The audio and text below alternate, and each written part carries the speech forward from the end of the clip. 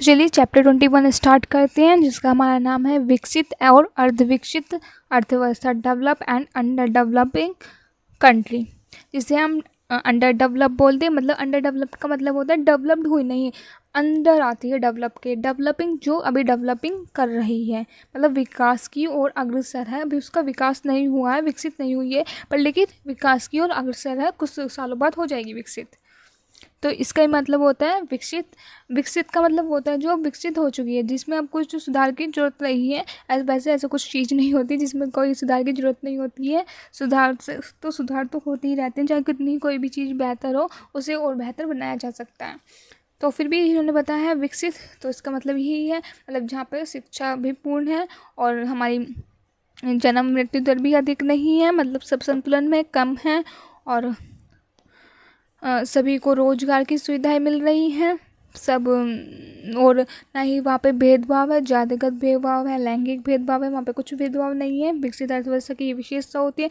और जैसे हमारा अमेरिकन विकसित अर्थव्यवस्था में ही आता है, अर्धविकसित में जैसे हमारा भारत है ये आता है। यहाँ पे मेन विशेषता ये होती है कि यहाँ पर जनसंख्या ज़्यादा होती है। आप देख सकते हैं जनसंख्या ज़्यादा है यहाँ पे ही, और शैक्षिक मतलब लोग भी ज़्यादा शिक्षित नहीं होते हैं, और रूढ़िवादी समाज होता है, मतलब ज़्यादातर मान्यताओं पर पेश होता है, रूढ़िवाद होता है, जात पात होता है, और लैंगिक असमानताएं होती है, भेदभाव होता है, जातिगत हो लैंगिक हो कैसे ही हो, भेदभाव इसमें ज़्यादा होता है, और भ्रष्टाचार ज़्यादा होता है। ये सब अर्धविकसित देश की विशेषताएं हैं, और भी है, इस पूरा अच्छे से बताएंगे हम।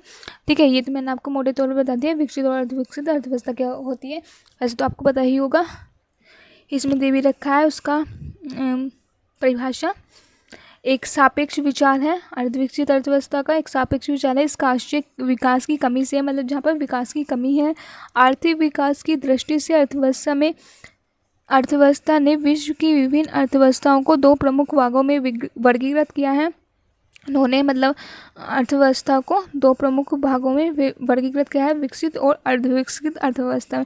विकसित अर्थव्यवस्था क्या होती है? विकसित अर्थव्यवस्था वो होती है जहाँ पर आर्थिक सामाजिक दृष्टि से उन्नत है, और जिसका कुल उत्पादन एवं प्रति व्यक्ति आय, उपभोग, बचत एवं विनियोग का स्तर बहुत ऊंचा है। और जबकि अर्धविकसित वह है जहाँ पर आर्थिक सामाजिक दृष्टि से पिछड़ा है, मतलब समाज जो है अर्थव्यवस्था जो है हमारी दृष्टि से, आर्थिक और सामाजिक दृष्टि से पिछड़ी हुई है, और जिसमें विकास की संभावना विद्वान है, और जिसमें अल्प विकास की समस्याएं हैं। ठीक है, मतलब विकसित वह है जो आर्थिक और सामाजिक दृष्टि से उन्नत है, और अर्धविकसित वो है जो आर्थिक और सामाजिक दृष्टि से पिछड़ा हुआ है।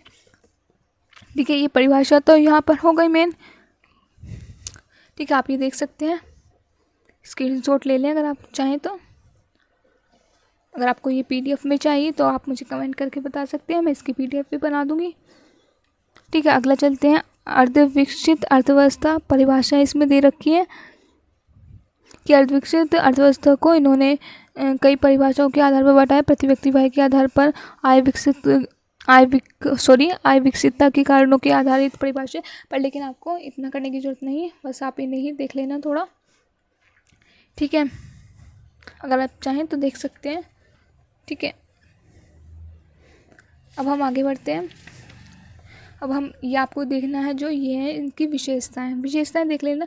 आप इनकी सिर्फ की हेडिंग देखना है, अंदर का आपको लिख सकते हैं। विकासशील और अर्धविकसित देश की अर्थव्यवस्था, मतलब विकासशील कहें या अर्धविकसित कहें एक ही बात है।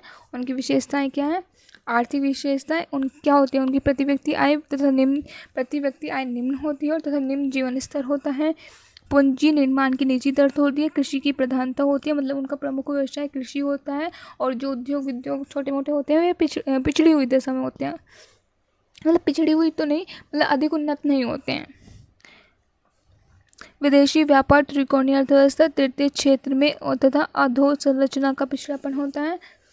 और ये दे रखा है विदेशी ऋणग्रस्तता, बेरोजगारी होती है, अर्ध बेरोजगारी होती है, एक अदृश्य बेरोजगारी होती है, औद्योगिकरण का अभाव होते हैं, संपत्ति एवं आय वितरण में असमानताएं होती हैं। फिर जनसंख्या संबंधी विशेषताएं, जनसंख्या की अधिकता होती है, ऊंची जन्म व मृत्यु दर होती है, अधिकांश जनता गाँव में निवास करती है, निम्न जीवन होता है। ठीक है, सांस्कृतिक और सामाजिक विशेषताएं दे रखी है। रूढ़िवादियों की प्रधानता होती है, अशिक्षा होती है, महंगे रीति रिवाज होती है, स्त्रियों की निम्न दशा होती है, छुआछूत का पालन होता है, लोग भाग्य में ज़्यादा विश्वास करते हैं कि भाग्य में लिखा होगा तो हो जाएगा, नहीं। रीति रिवाजों की प्रधानता होती है, फिर राजनीतिक विशेषताएं क्या है, विदेशी शासन होता है, विदेशी नीति होती है, समान हित भ्रष्टाचार होता है। फिर आता है हमारा तकनीकी विशेषता, तकनीकी व सामान्य शिक्षा का अभाव होता है, उत्पादन की प्राचीन विधियाँ होती है, परिवहन व संवहन की पर्याप्त होता है, अकुशल श्रमिक की प्रचुरता होती है। अन्य विशेषताएं स्थिर व्यावसायिक ढांचा होता है, दोषपूर्ण वितरण संगठन होता है। ये सारे आपके अर्धविकसित देश की विशेषताएं हैं। इसमें यहाँ पर और खोल के दे रखा है, ये देख सकते हैं आप, इसमें और विस्तृत खोल के इसमें दे रखा है।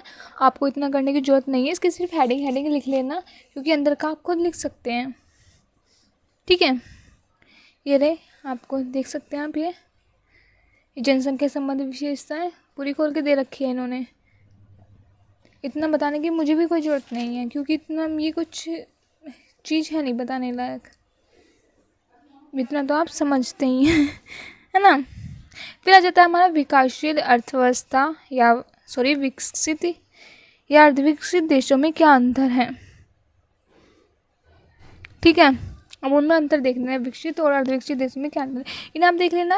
वेरी शॉर्ट, ये शॉर्ट में ये आ सकता है, तो इसे आप देख लेना अच्छे से। मैं थोड़ा सा बड़ा कर देती हूँ, ठीक है, आप इसे अच्छे से देख लेना। विकसित और अर्धविकसित देश में क्या अंतर होता है। फर्स्ट आ जाता है हमारा प्राकृतिक साधन, पर्याप्त प्राकृतिक साधन और उनका पूर्ण विद्यमान होता है। विकसित देशों में मतलब पर्याप्त प्राकृतिक साधन तो होते हैं, पर उनका पूर्ण विद्यमान भी होता है। अर्धविकसित देशों में प्राकृतिक साधन तो है, पर लेकिन उनका पूर्ण विद्यमान नहीं हो पाता। आर्थिक स्थिति के आधार पर प्रति व्यक्ति वास्तविक आय अधिक होने से उपभोग के स्तर ऊंचा रहता है, प्रति व्यक्ति आय कम होने के कारण उपभोग का स्तर नीचा रहता है।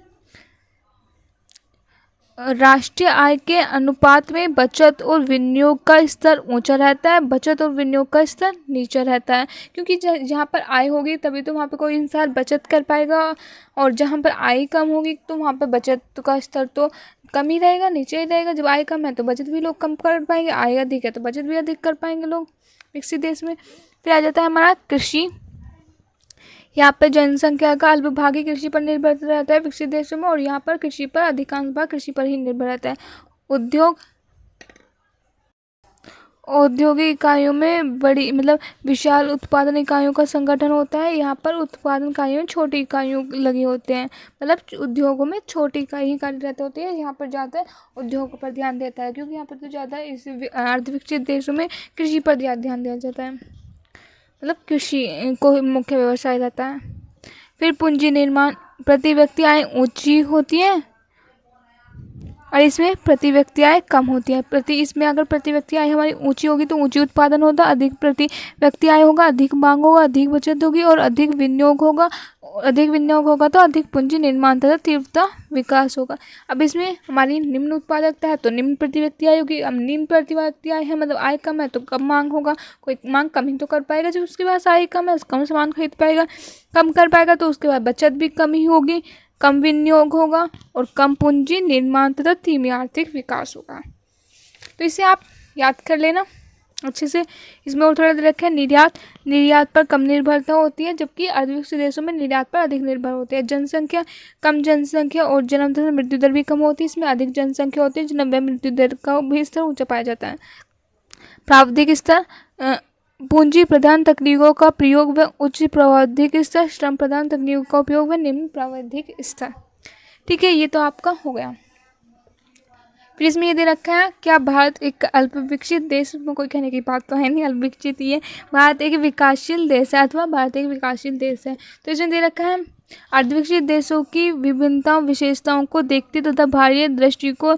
अब हम इसमें अर्धविकसित देशों की विशेषताओं को देखते हुए, जहाँ पर अर्धविकसित देशों की मैंने पहले विशेषता पढ़ा दी है ना, तो उनकी विशेषताओं को देखते हुए हम कह सकते हैं कि हमारा भारत देश एक अर्धविकसित देश है, जिसके प्रमुख लक्षण निम्नलिखित हैं। यहाँ पर कृषि की प्रधानता है, प्रति व्यक्ति आय का निम्न स्तर है, आप देख सकते हैं इंडिया में।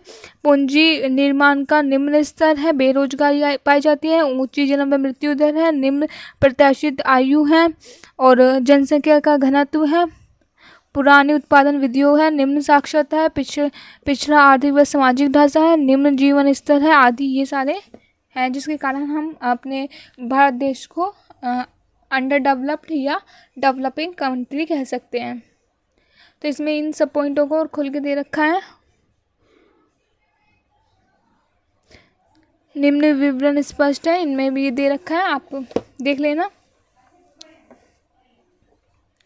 ठीक है, बस आपको इतना ही करना था इस चैप्टर में, और कुछ इसमें इतना खास नहीं है। ठीक है, ये आपका ये रहे, यहाँ पर अभ्यास प्रश्न दे दिए हैं, फिर यहाँ पे वस्तुनिष्ठ प्रश्न दे दिए हैं। तो चलिए मिलते हैं अगली वीडियो में, जिसमें हम देखेंगे चैप्टर 20 मिडल का विकास का चक्रीय कार्यक्रम सिद्धांत। तब तक के लिए बाय बाय।